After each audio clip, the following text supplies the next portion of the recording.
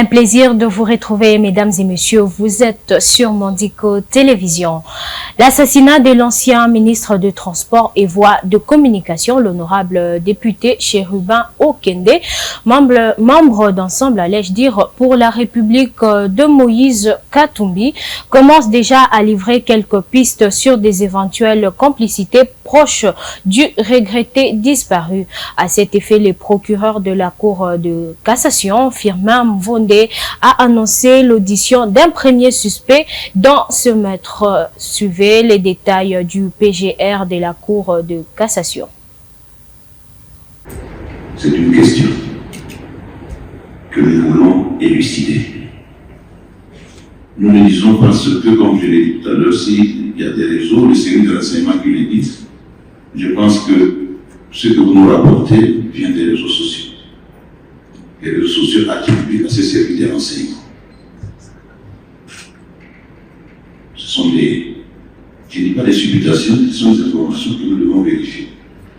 À l'instant précis, je ne confirme pas cela. Je peux vous dire juste quelque chose. Qu'il y a un monsieur proche du défunt qui est venu ici hier dans l'après-midi pour déposer, d'abord l'avant-midi 11h, prendre une correspondance.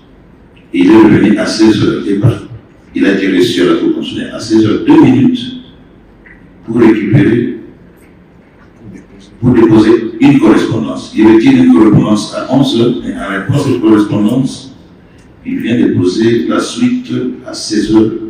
Et ça a été enregistré à 16h, 2 minutes. Cette personne est entre nos mains. Parce que, aussitôt qu'il est parti d'ici, il est revenu, je voudrais vous le dire, aux alentours de 20h pour venir chercher si le défunt se trouvait encore ici. J'espère que vous nous suivez. Il part d'ici à 16h de minutes. Il revient aux alentours de 20h pour s'informer, demander si le défunt se trouvait encore ici. Il réapparaît vers 8h ce matin, ou vers 6h, il se présente à 8h devant nos magistrats pour dire que c'est à l'aide d'un système GPS qu'il a découvert les corps ou la voiture. La voiture avait un système de localisation GPS. Ce système permet de situer localement, de localiser le véhicule là où il se trouve. Je crois que plusieurs personnes utilisent, surtout nos agences ici de l'ONU utilisent ce système. Posez-vous autant de questions qu'entre 16h et 6h du matin, ou 20h quand il revient ici, ou à 20h et 13h ce matin, est-ce que son système GPS n'a pas fonctionné? Et s'il a fonctionné, pourquoi seulement? C'est ce matin. Autant de questions. Donc ne poussez pas à en dire plus. Chacun peut se poser autant de questions. Mais j'ai voulu simplement vous dire que par rapport à cette affirmation de savoir si le regretté Chérubin Okende était venu ici à la Cour constitutionnelle, nous aurons la réponse. Présentement, je ne peux pas ni dire oui, ni dire non. À partir de ce que je vais dire. L'honorable député Chérubin Okende n'est plus. L'évidence dépasse l'entendement de cette dure réalité qui démontre le contexte difficile et impitoyable de la politique en général et de la tolérance en particulier. Plusieurs députés nationaux présents à la morgue de l'hôpital du cinquantenaire où est conservée la dépouille de l'illustre disparu ont exprimé leur désolation. Retour sur le regretté et la déclaration de ses collègues à l'Assemblée nationale. La disparition de l'honorable Chérubin Okende Senga, député national élu de la Lukunga pour le compte de l'opposition, ancien ministre national du Transport, mandataire d'entreprise et brillant syndicaliste, est un véritable coup de tonnerre dans tous les milieux politiques du pays et à l'étranger. Connu pour son sens élevé de la dignité, son humeur toujours conciliante et son accessibilité permanente, c'est en fait une très grande perte pour le pays dont la mémoire générale se souviendra. Je commence par ma base de la Lukunga.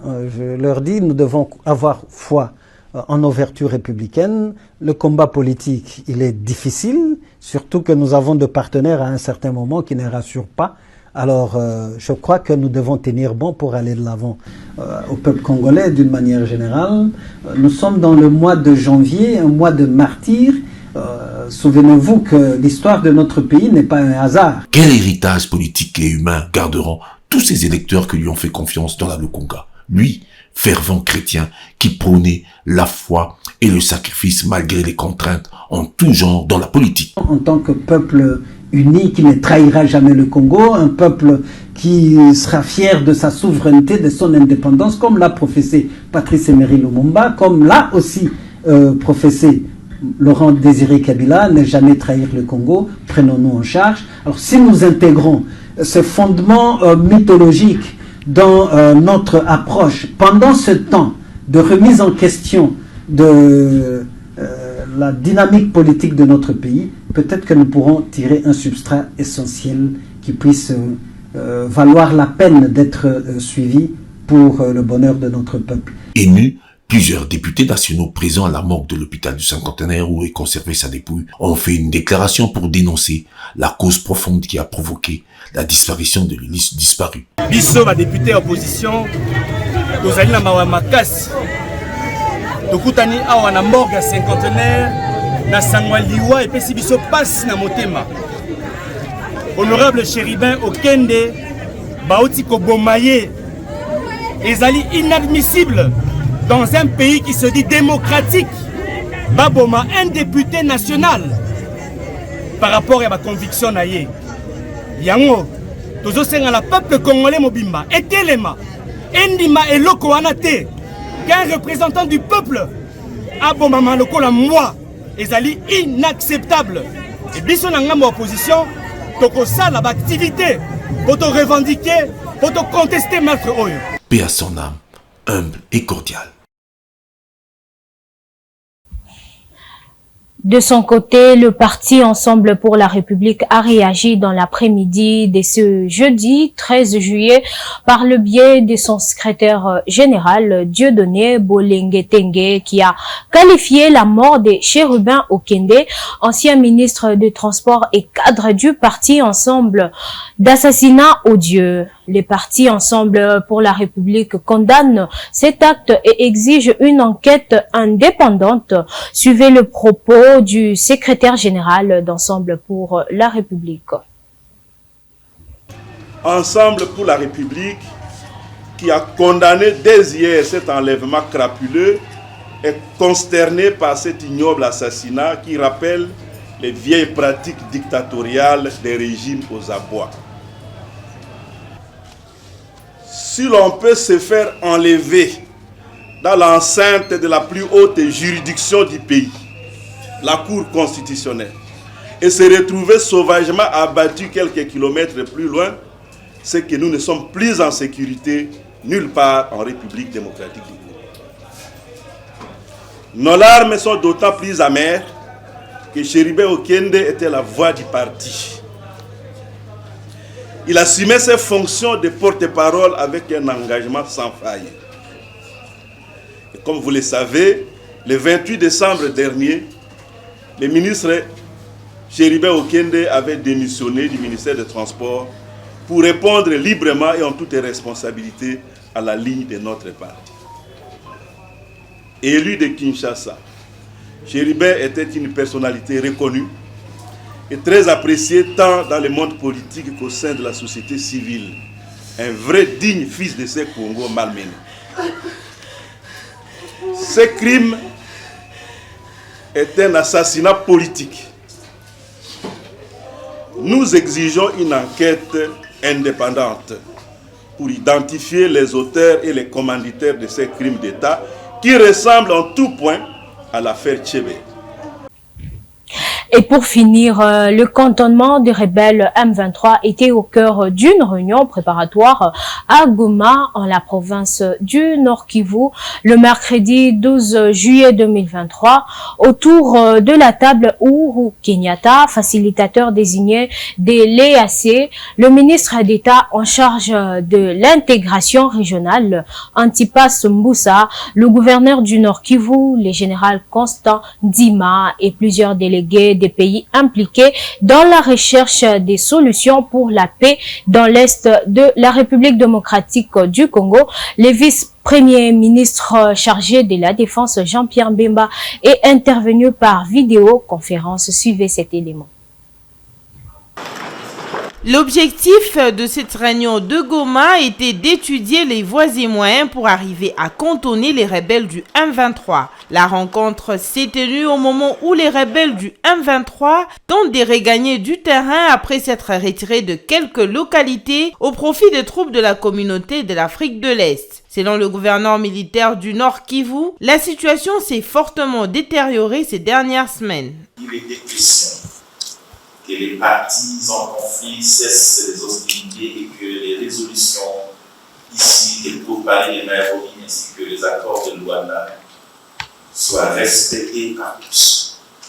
Aujourd'hui, vous arrivez à un moment où la situation est devenue plus complexe et autrement. Sur le plan humanitaire, le nombre de déplacés internes est passé de 200 000 de l'époque à environ 2 335 884 personnes à ce jour, sans faire allusion aux milliers d'élèves en situation de déscolarisation. Le facilitateur désigné de la communauté d'Afrique de l'Est a pour sa part invité les troupes armées, y compris le M23, à déposer les armes. Une fois la paix revenue, les milliers de déplacés vont retourner dans leur milieu d'origine.